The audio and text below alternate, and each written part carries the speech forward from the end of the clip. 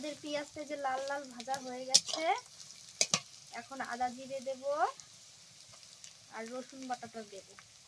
এটা দিয়ে মশলাটা একটু ভালো করে কষিয়ে নেব। মতন লবণ দিয়ে দেব।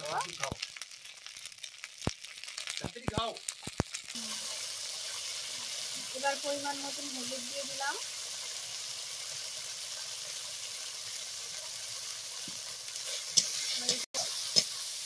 তারপরে এর মধ্যে চিকেন দিতে হবে।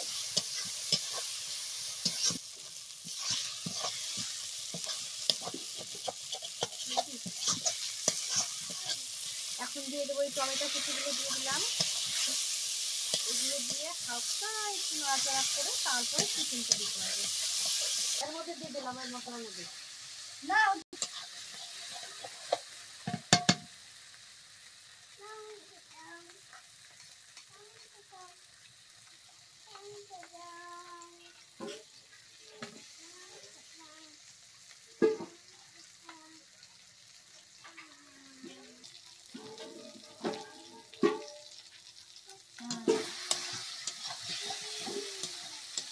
লঙ্কা গুঁড়িটা দিয়ে দিচ্ছি।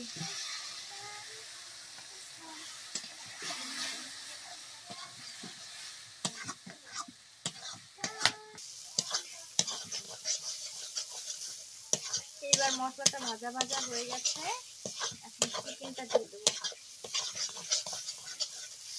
এখন আমাদের চিকেনটা এখন দিয়ে দিচ্ছি এর ভিতর।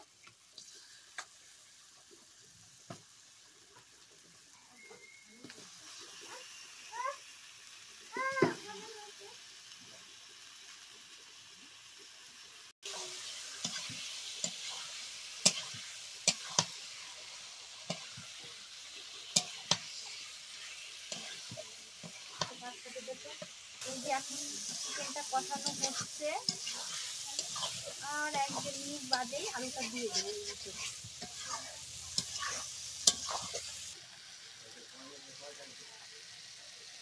এবার আলুটা দিয়ে দিচ্ছি। আলুটা দিয়ে আর একটু কষাতে হবে।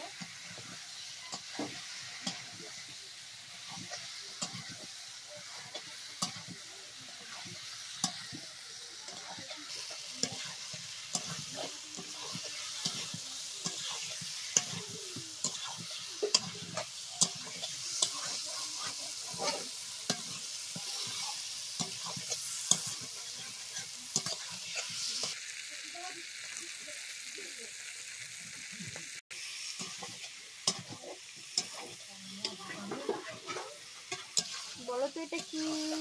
এটা মেথি পাতা। এটা মাংসে দিলে একটা আলাদাই সুন্দর সেন্ট বেরোয়। এই যে তোমরাও দিয়ে দেখবে, সুন্দর একটা সেন্ট বেরোয় দিলে।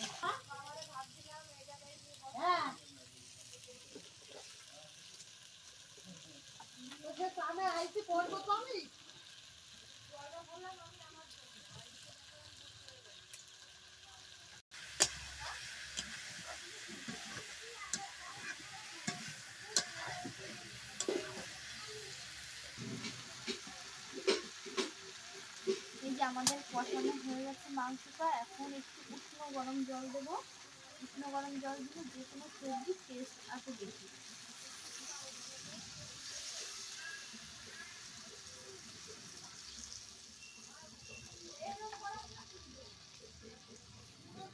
জলটা দেওয়ার পরে ঢেকে দেবো।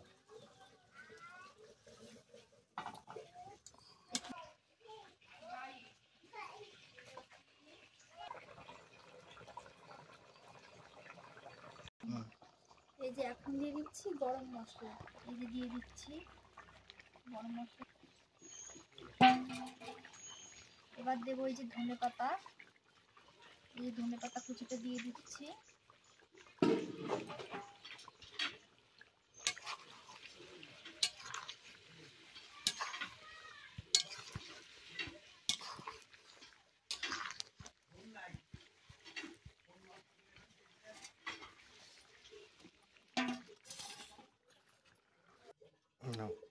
এবার তরকারিটা নামিয়ে দিচ্ছি।